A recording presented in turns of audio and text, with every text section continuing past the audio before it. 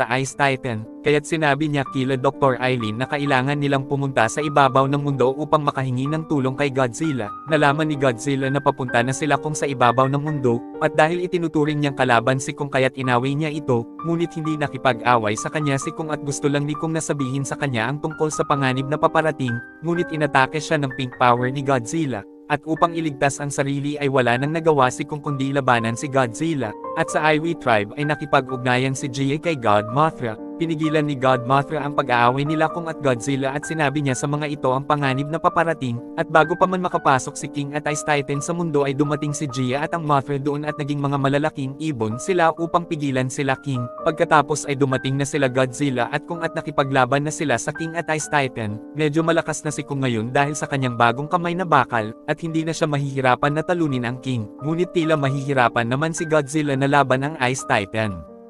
Dahil napatigas